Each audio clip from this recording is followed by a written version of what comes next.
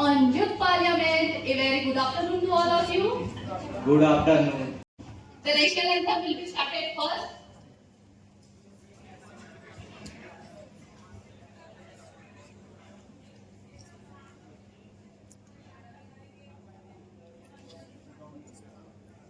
Bharat Mata ki Jai.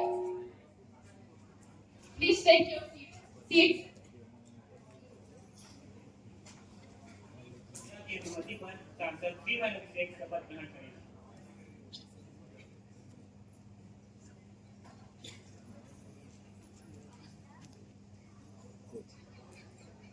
आप शपथ ग्रहण करेंगे या आप प्रतिज्ञा लें? मैं शपथ ग्रहण करूंगा। महोदय, आपकी शासन में शपथ ग्रहण करें। मैं बंगाली भाषा में शपथ ग्रहण करूंगा। आम्ही अभिषेक जयस्वाल ईश्वरीय नाम में शपथ करते आम्ही भारत के संविधान के तत्वनिदा व श्रद्धा नियमाने चला वो ताप सुरक्षा करा वो आम्ही भारत के सार्वभौमत्व वो अखंडता अटूट राखा वो आम्ही जे सवार सदस्य योग्य निर्वाचित हुए तेही सवार कार्यवाही यथायथ भावे संपादन करा। धन्यवाद।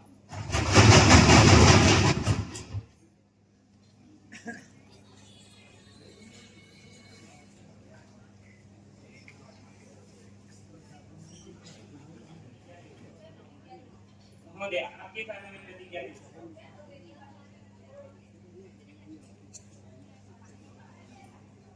I do swear in the name of God that I will bear true faith and allegiance to the Constitution of India, and by the law established that I will faithfully discharge the duty upon which I am about to enter.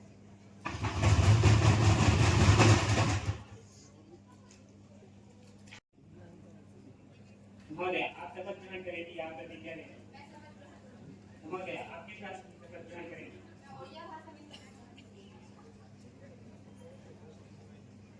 હું તેજસ્વી પાવલે ઈશ્વર નમુ નામે શપથ કરું છું જે હું ભારતના સંવિધાન को सत्य निष्ठा और श्रद्धा सहित मानवी और तथा सुरक्षा है और હું ભારતના सार्वभौमत्व और अखंडता रखूं और હું सत्तागत व यथार्थ पालन करूं। जय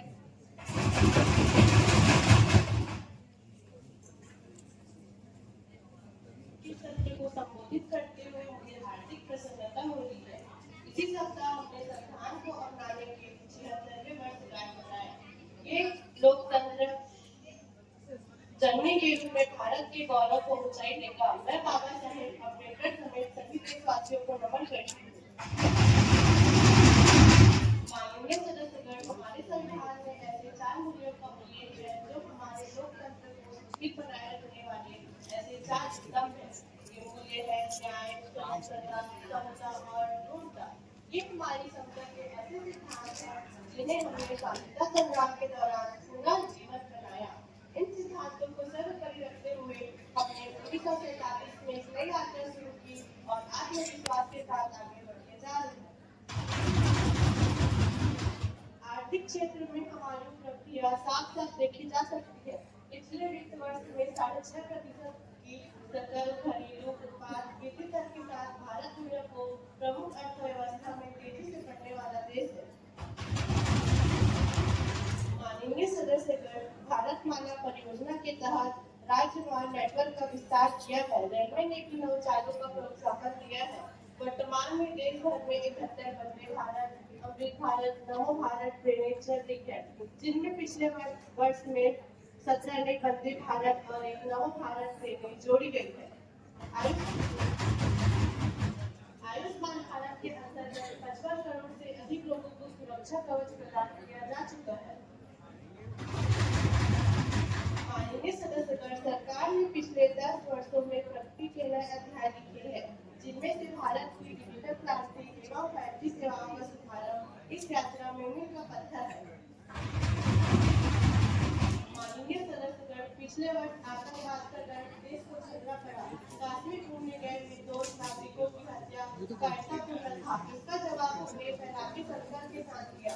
ऑपरेशन सिंदूर ने यह दिखा दिया कि जब राष्ट्र की सुरक्षा का प्रश्न सामने आता है तब हमारा शासन बल किसी भी स्थिति में सामना करने के लिए पूरी तरह सक्षम सिद्ध होता है।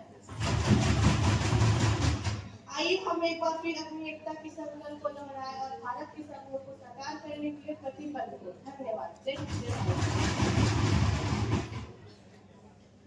Honorable Prime Minister, please introduce your minister. धन्यवाद महोदय। हमारे गृह मंत्री आदित्य तंवर, कृषि मंत्री और वित्त मंत्री स्वाति देवांगन। सत्र की शुरुआत में माननीय सदस्यों, मुझे यह बताते हुए अत्यंत दुख हो रहा है कि महाराष्ट्र के उप मुख्यमंत्री अजीत पवार की 28 जनवरी 2026 को एक विमान हादसे में मौत हो गई। 66 साल की अजीत पवार का विमान महाराष्ट्र के बारामती में लैंड करने की कोशिश कर रहा था, तभी यह हादसा हुआ। हम उनके निधन से अत्यंत दुखी हैं और उनके परिजनों को ये दुख सहने की शक्ति प्रदान करें। अब मैं माननीय प्रधानमंत्री जी से अनुरोध करती हूँ कि वे सदन के समक्ष अपनी श्रद्धांजलि व्यक्त करें। महाराष्ट्र के उप मुख्यमंत्री अजीत पवार का वायुयान द्वारा आकस्मिक निधन का समाचार अत्यंत ही दुखद है। उन्होंने अपनी सार्वजनिक जीवन में जन सेवा को सर्वोच्च महत्व दिया और समाज के विकास के लिए निरंतर कार्य किया। मैं अपनी पूरी दल की ओर से उनको श्रद्धांजलि अर्पित करता हूँ। Opposition leader. धन्यवाद महोदय। महाराष्ट्र के उप मुख्यमंत्री श्री अजीत पवार जी के निधन का समाचार अत्यंत ही दुखद है।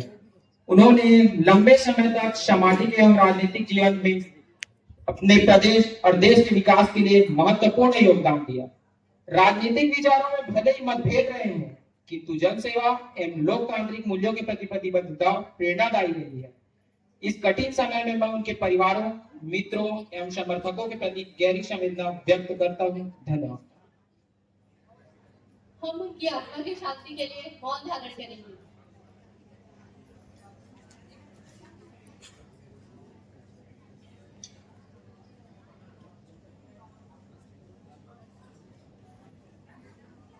Please take your seats.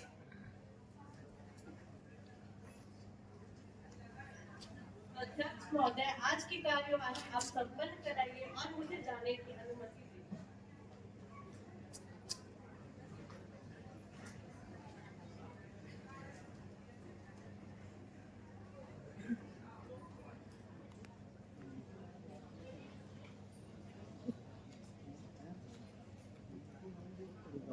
Please take your seats.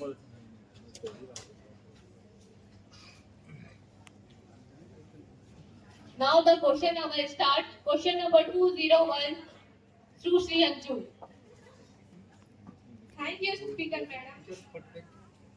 मैं आपके माध्यम से माननीय कृषि मंत्री से यह जानना चाहती हूँ, क्या सरकार के संज्ञान में यह बात आई है कि पिछले वर्ष जुलाई अगस्त में उत्तर प्रदेश, बिहार और असम में आए बाढ़ से धान और मक्के की फसल को व्यापक नुकसान हुआ है? यदि हाँ, तो प्रभावित किसानों को तत्काल सहायता देने के लिए सरकार ने क्या कदम उठाए हैं? माननीय अध्यक्ष महोदय, सरकार ने 18,000 करोड़ रुपए जारी किए हैं। इसके अलावा प्रभावित किसानों को फसल बीमा योजना के अंतर्गत मुआवजा प्रदान भी किया जाएगा और कृषि वैज्ञानिक टीमों को मौके पर भेजा गया है, जिससे फसल क्षति का सही आकलन किया जाए। क्या माननीय मंत्री यह स्पष्ट करेंगे कि मुआवजा सीधे किसानों के बैंक खातों में कब तक पहुंच जाएगा और क्या इसके लिए आधारित पेमेंट सिस्टम अपनाया जाएगा? माननीय अध्यक्ष महोदय, मुआवजा सीधे आधार लिंक बैंक खातों में अगले 15 दिनों के भीतर भेजा जाएगा और इस प्रक्रिया की निगरानी राज्य सरकार और केंद्र सरकार के संयुक्त नियंत्रण कक्षों द्वारा की जा रही है। क्या यह सरकार मानती है कि बिहार में विशेष सदन संशोधन स्पेशल इंट्रोड्यूसर SIR के माध्यम से वोटर लिस्ट में 80 मिलियन से अधिक नामों को लेकर दस्तावेजी मांग बनवाना, खासकर जन्म प्रमाण पत्र और इसको रिकॉर्ड करीबी अल्पसंख्यक वंचित समुदाय को वोटर लिस्ट से बाहर करने जैसे नहीं है? SIR का उद्देश्य केवल मतदाता सूची को साफ और विश्वसनीय बनाना है ताकि मृत और अनंत मतदाताओं को बढ़ाया जा सके। मान्यवर 4.6 मिलियन पूर्व पंजीकृत मतदाताओं को इस संशोधन से छूट दी गई है। यह प्रक्रिया किसी भी संवैधानिक समूह को लक्षित नहीं करता और यह सभी के लिए लागू है और यह वोटर निर्णय को पारदर्शी बनाता है।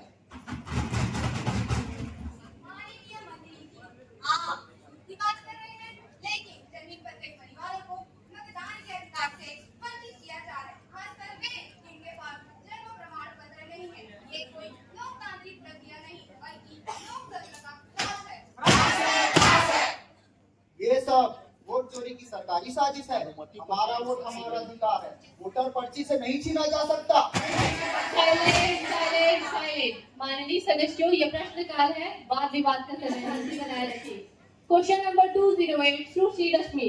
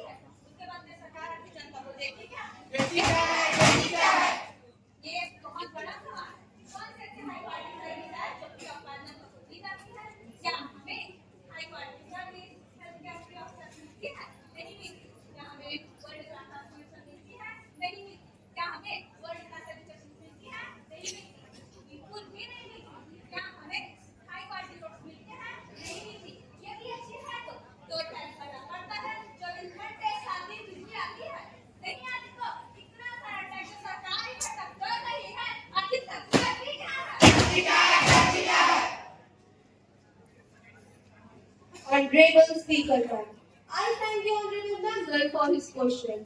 Let me be very clear.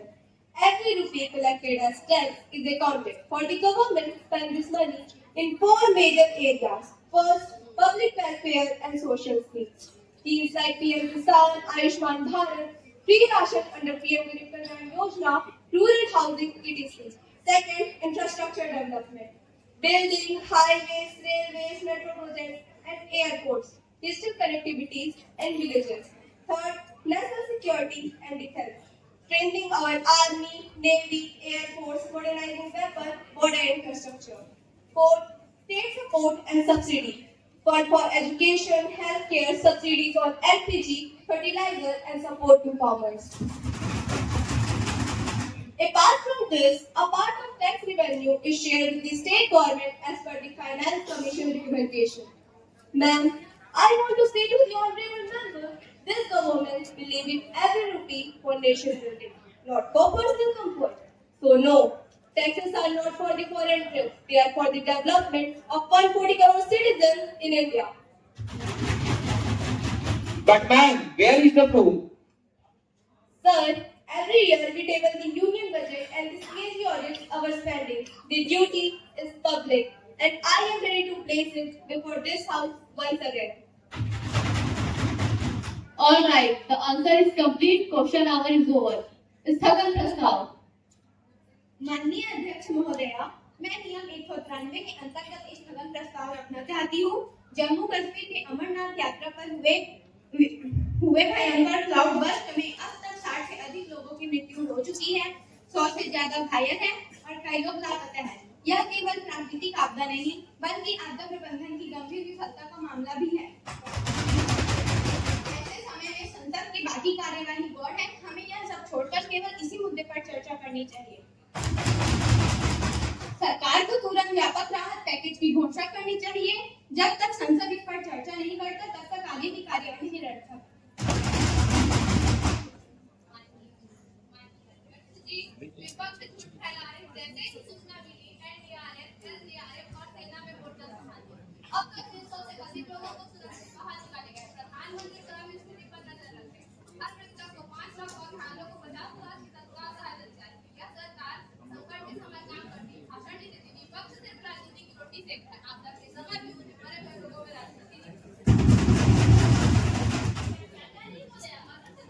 कर रही है, तो 2 लोग लापता क्यों है?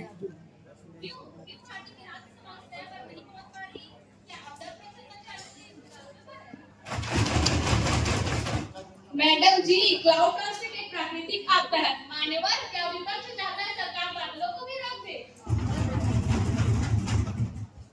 मैडम जी, हम बादल रोकने को नहीं कह रहे हैं। अगर अलग सिस्टम मजबूत होता तो इतनी जाने की सरकार ने इसकी जिम्मेदारी क्यों नहीं ली? देखिए महोदय, सरकार जिम्मेदारी ले रही है। आपदा को राजनीति का हथियार मत बनाइए। मैडम जी, हम राजनीति नहीं, जौतेली की मांग कर रहे हैं। ऑर्डर। माननीय सदस्यगण, ये सदन है, सड़क का चौराहा नहीं। कृपया अपनी मर्यादा में रहकर बोले। मैंने विपक्ष और सत्ता पक्ष दोनों की बातें सुनी है। निसंदेह जम्मू कश्मीर की यह घटना दुखद है। हम सभी प्रभावित परिवारों के साथ संवेदना व्यक्त करते हैं। सहायता राशि भी प्रदान की जा रही है। इसलिए मैं यह निर्णय लेती हूँ कि सदन की कार्यवाही स्थगित नहीं की जाएगी। विशेषाधिकार भंग संबंधी प्रश्न। अनुमति है। 10 अगस्त को AI 2055 में जब मैं और अन्य सांसद यात्रा कर रहे थे तब विमान तकनीकी खराबी और मौसमी कारणों से चेन्नई डाइवर्ट हुआ और हमने पर दूसरा विमान खड़ा था, यानी कि हम सब जिंदगी खतरे में थी। और इतना गंभीर मामला होने के बावजूद भी AI ने सार्वजनिक बयान जारी कर हमारे सवालों और चिंता का भ्रमण और गलत करार दिया। यह न केवल सांसदों संसदीयता का उल्लंघन है, बल्कि जनता के प्रति हमारी जिम्मेदारियों पर हमला भी है। मैं मांग करती हूँ कि इस मामले की विशेष समिति द्वारा जांच करवाई जाए। माननीय अध्यक्ष महोदया, मैं स्पष्ट करता हूं कि सांसद के किसी भी सदस्य के विशेषाधिकार उल्लंघन हमारी मंशा नहीं थी। विमान डाइवर्ट करना केवल हमारी सुरक्षा कारण हुआ। रडार तकनीकी समस्या और मौसम की वजह से विमान को रनवे पर वापस लिया गया। हमने DGCA और एयर क्रू प्रोटोकॉल का पालन किया। यदि सांसदों को कोई चोट पहुंची हो तो मैं खेद प्रकट करता हूँ। दीपिका अभी लिख रही हूँ, अभी लिख रही हूँ, टाइम मैं करूँगा क्या? जनता के प्रतिनिधि हैं और हमारे सवाल जीवन और सुरक्षा चलाक है बेटा। हम मांग करते हैं कि मामले की पूर्ण जांच विशेषाधिकार समिति इसका लिख द्वारा रहे हो। महोदया, विपक्ष सिर्फ झूठ बोल रहे हैं, वास्तविकता नहीं, ये नाटक नहीं। साइलेंट। सदन के सभी सदस्यगण, मैंने दोनों पक्षों की बात सुनी है। मामला संवेदनशील है और सांसदों की सुरक्षा से जुड़ा है। सरकार ने तकनीकी समस्याएं और सुरक्षा उपाय स्पष्ट किए हैं। विपक्ष ने प्रतिनिधित्व और जनता की सुरक्षा के दृष्टिकोण से चिंता व्यक्त की है। इसलिए मैं यह निर्णय लेती हूँ कि यह मामला विशेषाधिकार समिति को भेजा जाएगा ताकि विस्तृत जांच और सिफारिश की जा सके। फिलहाल सदन की कार्यवाही आगे चलेगी। शून्यकाल की सूचना। माननीय सदस्यगण, विशेषाधिकार भंग के मामले की चर्चा पूर्ण हुई। अब शून्यकाल शुरू करते हैं। इस दौरान सदस्य तात्कालिक जनहित के मुद्दे उठा सकते हैं। Opposition leader. शक्ति वाले बच्चों को धन्यवाद महोदया।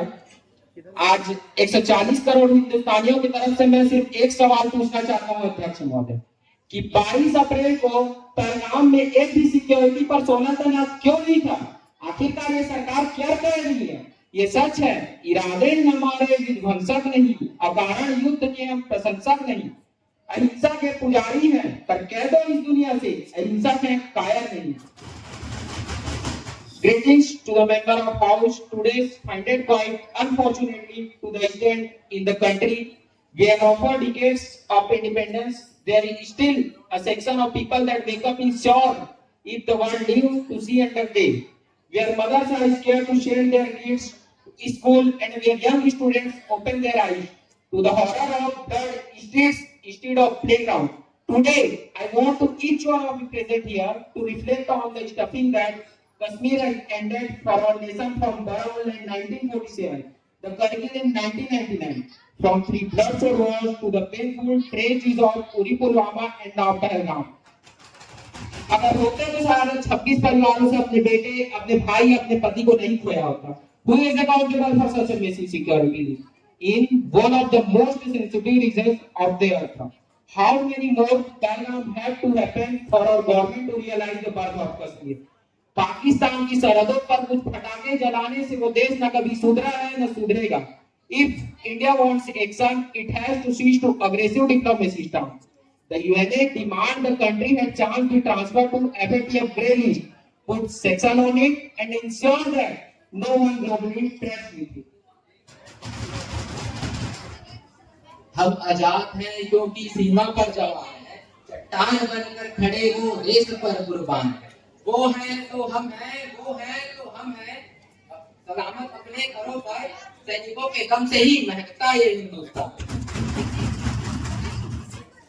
मान्यवर, मैं अपेक्षा करता था कि जब ये सूचना सुनेंगे तो पक्ष और विपक्ष में खुशी की लहर दौड़ जाएगी, मगर ये तो शाही पड़ गई इनके चेहरे में। क्या है मान्यवर, ये किस तरह की पॉलिटिक्स है भाई? आतंकवादी मारे गए, क्या आपको इसका भी आनंद नहीं?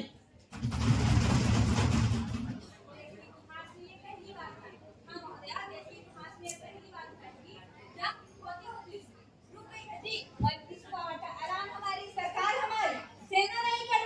बल्कि अमेरिका का प्रेसिडेंट करना है। ये हमारे प्रधानमंत्री महोदय जी की गैर जिम्मेदारी का सबसे बड़ा प्रतीक है। महोदया, पाकिस्तान के पास कोई चारा ही नहीं था हमारी शरण में आने के बजाय। मैडम जी, आपने शरण दिए क्यों? वे आते हैं आपके देश के अंदर, लोगों को मार डालते हैं और अपन को शरण दे रहे और क्यों दे रहे? भारत अब इस कदर आसमान के नीचे खड़ा हुआ कि पाकिस्तान नजर तक न मिला पाए। जैसा कि हम सब जानते हैं कि हमने पाकिस्तान के साथ बहुत समझौते किए हैं, चाहे वो शिमला एग्रीमेंट हो, ताशकंद एग्रीमेंट हो या किट एलओसी हो, सीफायर एग्रीमेंट हो, पर ये बात ना कभी बनी थी और ना ही कभी बनेगी।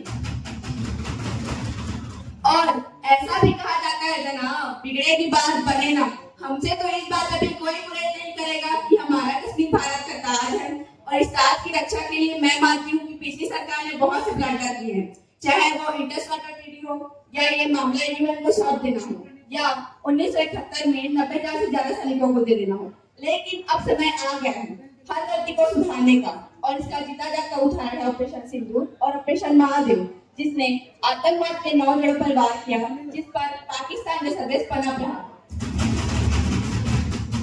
महोदया, आपने इस बात का जवाब नहीं दिया कि सीज़फायर हुआ क्यों, ये जंग रुका क्यों और तब क्यों नहीं रुका जब दुश्मन के पास कोई चारा नहीं था। देना भाई देना, टाइम मिलेगा तब। इतिहास देखे महोदया, इतिहास देखिए, मैं इतिहास की बात आप ही कर रहे हैं, वर्तमान की बात करना चाहती हूँ। आपको तो एक बहाना चाहिए, पूरे परिवार के नाम गिनवा देते हैं। अरे अपनी जिम्मेदारी खुद लीजिए, 11 सालों सत्ता में तो आप ही हैं।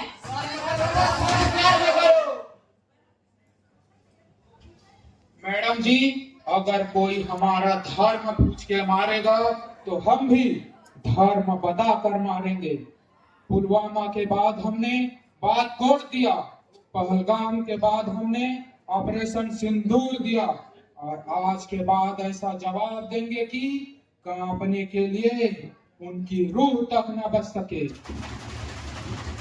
ये देश माफ कर सकता है पर भूलता नहीं। अब ऑपरेशन सिंदूर पर चर्चा पूर्ण हुई। अगला विषय है एसएससी घोटाले पर बहस। मैं सदस्यों को बोलने का अवसर देती हूँ। Opposition leader. धन्यवाद महोदय। माननीय अध्यक्ष महोदय, मैं आज इस सदन में देश की करोड़ों युवाओं की आवाज लेकर खड़ा हूँ। ये कैसी व्यवस्था है कि एसएससी जैसी परीक्षाएं जिनमें विद्यार्थी साल भर दिन रात मेहनत करते हैं, बार बार घोटाले, पेपर लीक और भ्रष्टाचार की आग में जल जाती है। क्या यह सरकार इतनी लापरवाह है, छात्रों को भविष्य अंधेरे में ढकेल रही है?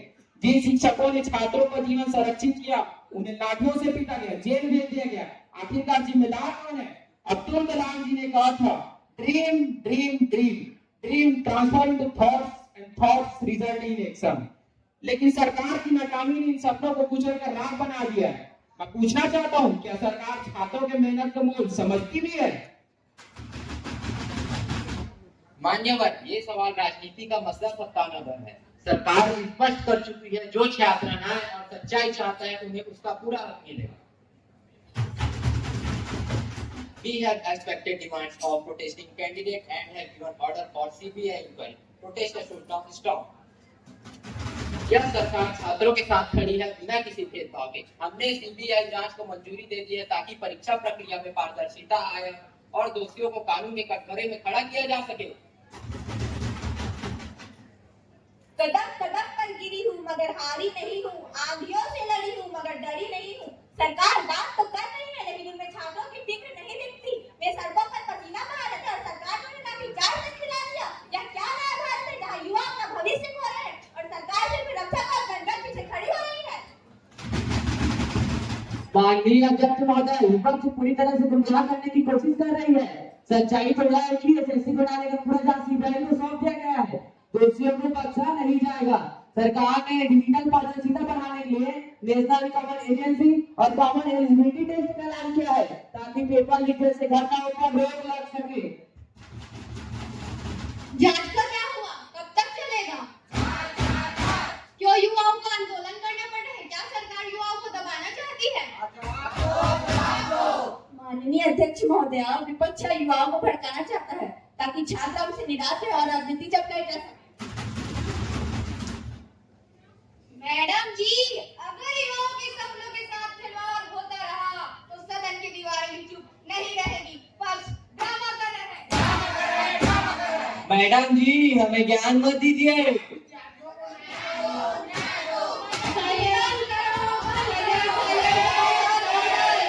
यह सदन बहस का नहीं है, ना ही नारेबाजी का है। विपक्ष अपना प्रश्न पूरा करे और सरकार उनका ठोस जवाब दे।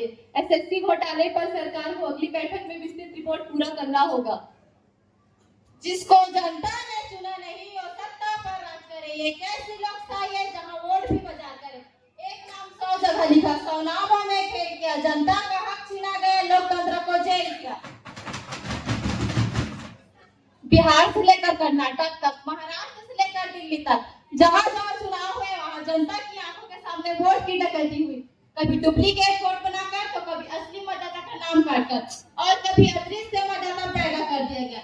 क्या यही नया लोकतंत्र है? क्या यही मुक्त और निष्पक्ष चुनाव है?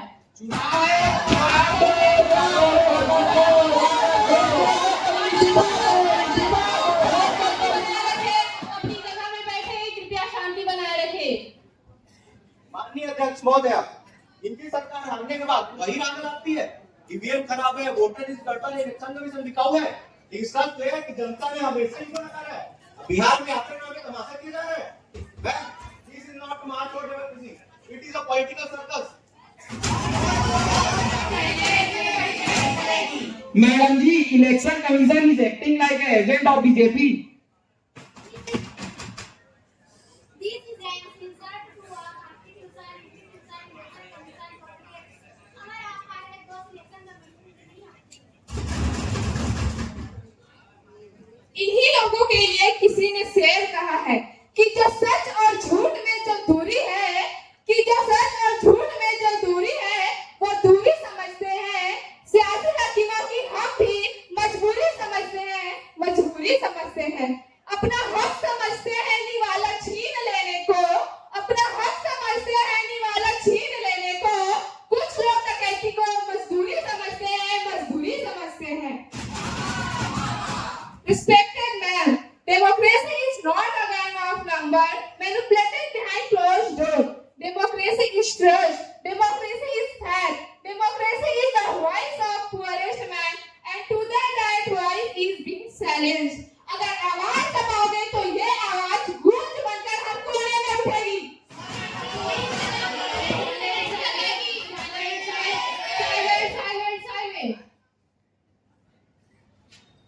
स्पीकर मैडम, आपके माध्यम से विपक्ष को बताना चाहूंगा कि सत्ता पर आरोप लगाने से पहले ये खुद अपने गिरबान में झांके। क्या वे वही पार्टी नहीं है जिसने 1967 और 1972 में आधे देश में धांधली कराकर सरकार बनाई थी? क्या वे वही पार्टी नहीं है जिसने आपातकालीन में संविधान कुचला और वोटिंग राइट्स छीन लिए थे? माननीय सभापति महोदया, मेरा प्रश्न एक ऐसे जीवन के मुद्दे को लेकर है जिसके सार में देश की आबादी के नेतृत्व से विकास की मांग छुपी हुई है। जब हम कहते हैं कि भारत लोकतंत्र की जननी है, तो क्या आप जानते हैं हमने 35% महिला आरक्षण का ऐतिहासिक बिल संसद में पारित किया, मगर यह कब लागू होगा यह कोई नहीं जानता। 2029 में या 2024 में या भविष्य के किस दौर में? अब विडंबना देखिए, हम चंद्रयान ले सकते हैं, दुनिया की 24 सबसे बड़ी अर्थव्यवस्था बना सकते हैं, मगर देश सरकारों ने महिलाओं को प्रतिनिधित्व नहीं दे सकते। महोदया, हमारे कैबिनेट में 30 में से केवल 2 महिला मंत्री हैं। क्या यह दुर्भाग्यपूर्ण की बात नहीं है? रवांडा जैसा छोटा सा देश 61% महिला सहभागिता के साथ हमसे आगे है, वहीं न्यूजीलैंड 47% और नॉर्वे 41% के साथ हमें पीछे छोड़ चुका है। महोदया, मैं आपका ध्यान आकर्षण करने के लिए यह बता दूं कि आंकड़े चुनाव आयोग के हैं, ना कि कोई काल्पनिक कथा। और ग्राम पंचायत की बात तो मैं क्या ही कहूँ, वो तो और भी चिंताजनक है। वोट पड़ना महिला संपत्ति और फैसले लेते हैं पति प्रधान, ये पोस्टर और बैनर पर दिखा रहे हैं वही चेहरे जो हमारी पुरानी अर्थव्यवस्था को बनाए रखना चाहते हैं। क्या यह हास्यास्पद नहीं है? क्या यह नारी शक्ति की हत्या का प्रत्यक्ष नहीं है? माननीय सभापति महोदया, मेरा प्रश्न माननीय महिला एवं बाल विकास मंत्री जी से है कि वह कृपया करके यह बताए कि इस दिशा में क्या व्यापक और करेंगे। धन्यवाद। Honorable Speaker, I would like to thank you and make answer such a casual question. As the apartment representing the women in the Karnataka municipality, almost 49% of total population of Indian constitution are women, and it is important they should participate so that we can have an holistic development. Honorable Ma'am, women represent in 2023 guaranteed that 33% of representation to the women in the Lok Sabha and State Assembly. Ma'am, it is a fact that India lags behind some of the countries like Rwanda, Norway, and New Zealand. By the consideration, the demographic, political, and mystical profile of each country before completing the globally, and especially when we talk about a country like India has high diversity, who every year continuously making what is there. And ma'am, I would like to bring your notice, women currently hold 7.6% seats in Lok Sabha, 14% seats in Rajya Sabha, and local governments. 46% elected representative in Panchayati Raj institutions are women, which demonstrate the success of reservation policies. And grassroots level, already mentioned by honorable member that 6.6% cabinet positions are held by women. But we are trying to create an ecosystem where women can live honestly, fit economically, social, and politically through any setting, like Mission Shakti, Pradhan Mantri Awas Yojana, Mahila Vote, and list goes on. Honorable ma'am, I would like to tell you that Viksit is on 0%. We do representation, but the gap, and we are committed to fill it. But this process is not an alone process. We all have to work together. And for that, we have to believe in the principle of कर्मण्येवाधिकारस्ते माँ फलेषु कदाचन, क्योंकि जब एक होगा भारत तभी सशक्त होगा भारत, तभी विकसित होगा भारत। सभा पटल पर रखे जाने वाले पत्र माननीय इस्पात और सुश्री तेजस्वी खान मंत्री।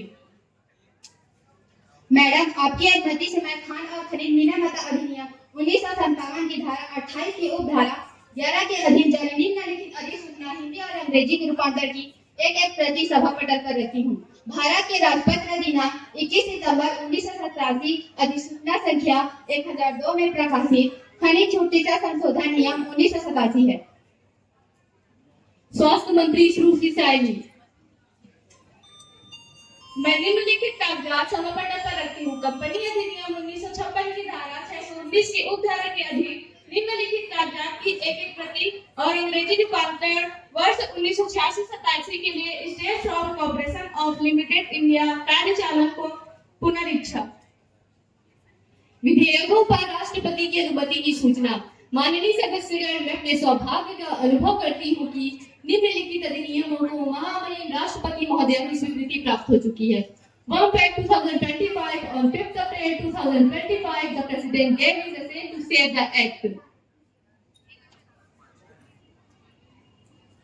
Respected members, I am very happy to inform you that we have before us Gavin Walker from Japan and Jacqueline Kelly from London.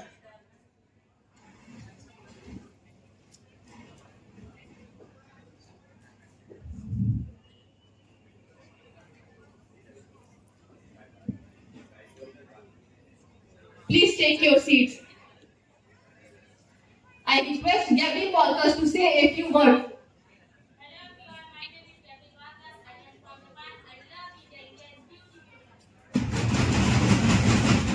I request Jacqueline Kelly to say a few words.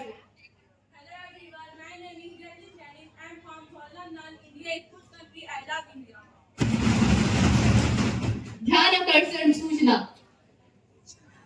माननीय अध्यक्ष जी, हम अपन ध्यान खींचना चाहत एक गंभीर मसला पर हाल में वैज्ञानिक लोग अध्ययन कैले बती बिहार के पटना, गया, नवादा इस जिला में छोट बच्चा गर्भवती महारारू लोगन के खून में सीसा के जहरीली मात्रा पावल गई बा।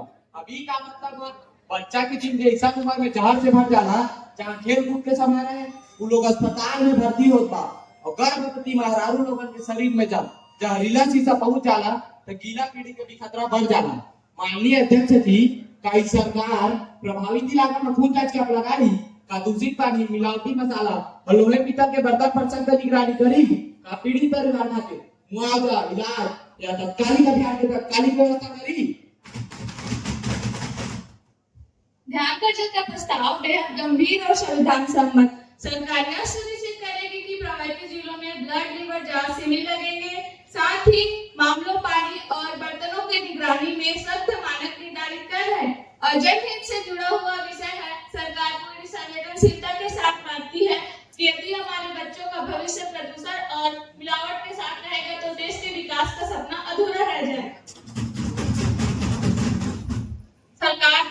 मेडिकल सिविल आयोजित करने का निर्णय लिया है। साथ ही पेयजल आपूर्ति के लिए विशेष अभियान शुरू किया जा रहा है।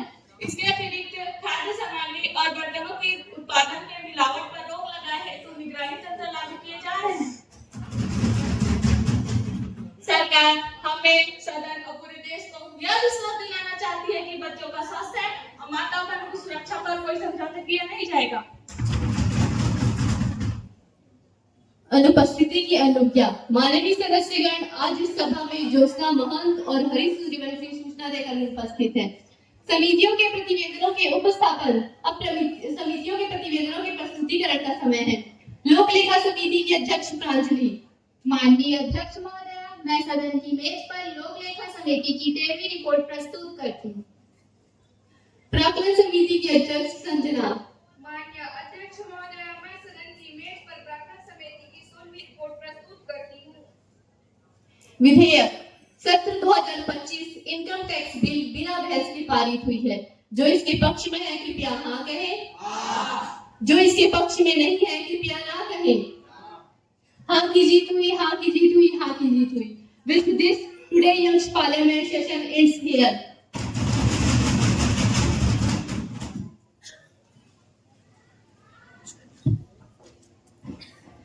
तो जैसे कि आपने देखा कि कैसे विपक्ष ने सत्ता पक्ष पर आरोप लगाए और वही हमारी सत्ता पक्ष ने विपक्ष को करारा जवाब दिया। तो बने रहिए हमारे साथ। मैं साधना विधान करना में रवि के साथ मिलते हैं अगले वर्ष युवा संसद के नए प्रतिभागियों के साथ। जय हिंद, जय भारत।